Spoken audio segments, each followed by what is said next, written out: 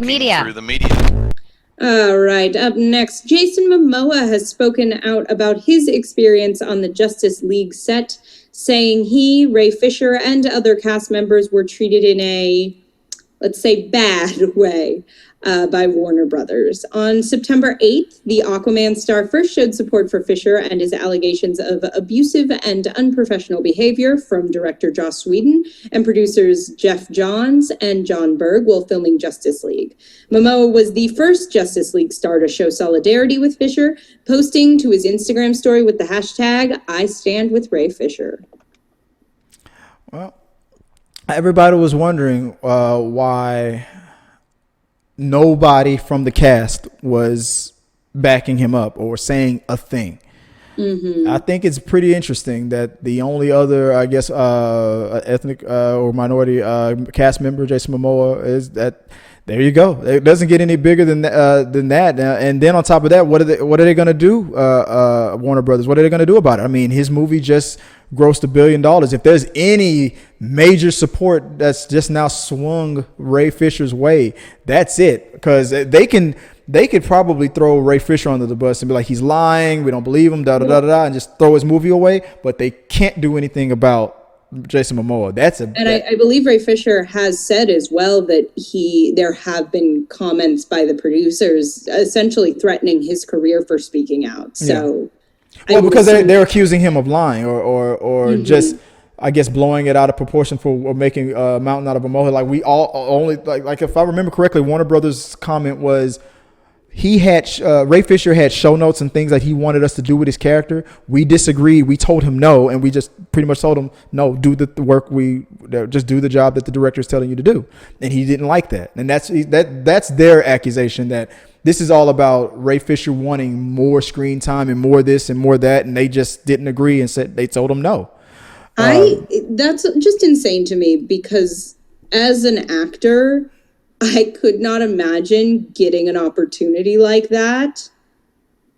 And honestly, even if it was a legitimately abusive situation, like the bravery to stand up and say this is unacceptable, you are going up against Warner Brothers. You are going up against this giant corporate. You're going up against Joss Whedon, who's, quite frankly, a more recognizable name than you. And like, it shouldn't be that way, but you're risking being labeled like a difficult actor. And I'm not saying that's acceptable, that's what that means. I'm just saying I don't think any actor would do that to their career if it wasn't necessary in their eyes. I don't think anyone would go, I'm really going to risk all of this. I'm going to risk my, my piece of this pie because I didn't like that they gave me notes. I didn't like that they didn't take my notes. That's just insane to me. Yeah.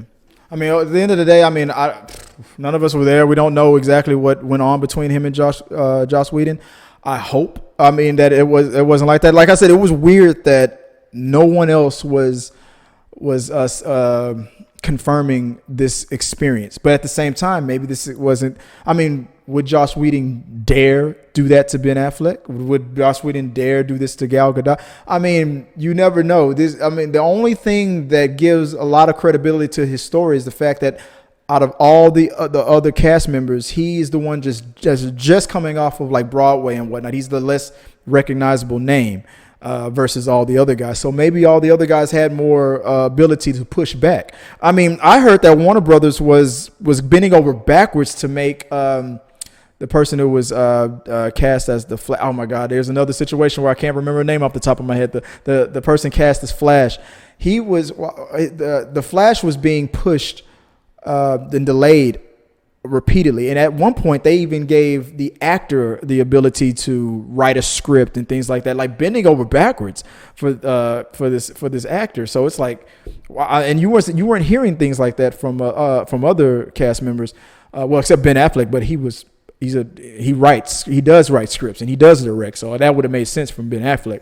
But Ray Fisher out of the whole cast was just not that known for these things, and I just feel like if it's true, then yeah, he I guess would be like a bully, how a bully can tell who who they could get away with and who they can tease and whatnot. I would assume, I guess they thought that he was the one to do it. A lot of people also believe that maybe he was just doing it because, like I said, he feels like his movie isn't going to get made anymore. His character wasn't being utilized as everybody else's was, and maybe he was taking the opportunity, like what happened on the Glee situation, where now that Black Lives Matter is more popular now, maybe that's probably the position Warner Brothers is taking. Like, he's just using current events to his advantage or something like that. But either way it goes, whether that's true or not, with Jason Momoa now backing him up, him sticking his neck on the line really does that. But not really to me. I mean, what is Warner Brothers going to do to Jason Momoa?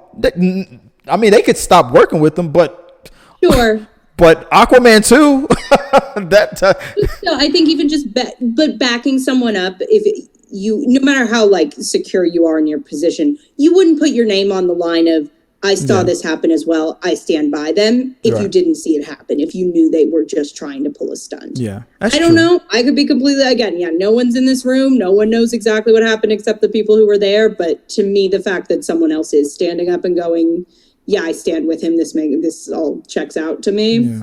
I think that's good, but the only reason why I still have some reservations is the fact that it took so long. I mean, Ray Fisher was out there by himself for a long time, and now Jason Momoa is doing it. So that, I feel like maybe there's a reason behind it or not, but I feel like Jason Momoa is. I feel like that's sort of the double-edged sword of like, is it that all of a sudden we have more people speaking up about how they've been mistreated on set, and it gave him, it empowered him and made him feel comfortable to say that because he felt like it might actually be heard and be part of the conversation that's happening? Or is he riding that movement? You could argue both sides of that. I know what I would personally believe and stand by, but I can see both sides of that argument. Now, and if I remember correctly, I think Jason Momoa's statement wasn't like confirmation that it was happening. It was more just support for Ray Fisher. Like, if this is happening, this is effed up, and this is a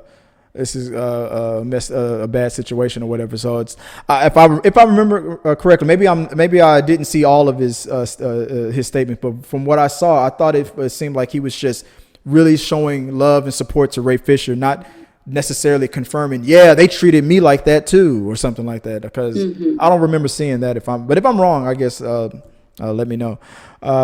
But yeah, guys, what do you guys thought of? I didn't talk about this when it first was popping off because I didn't know what to think about it. Like I said, it was kind of odd to me in the beginning how he was the only one who seemed to have had this experience. But then at the same time, I'm thinking, well, you got Henry Cavill, Ben Affleck, Gal Gadot, and Jason Momoa, and the only other person that's like that hasn't really been on that many movies before and just coming out of Broadway and whatnot is Ray Fisher. So I guess maybe it does make sense. So if it makes sense to you guys, let us know what you think. Put it in the box below, and maybe we'll talk about it on an upcoming We Got Your Man. If you like what you saw, make sure to subscribe to the channel and please drop a like on this video. It really does help us. Also, don't forget you can turn on notifications so you don't miss a single review, react, why is that trending, or We Got Your Mail.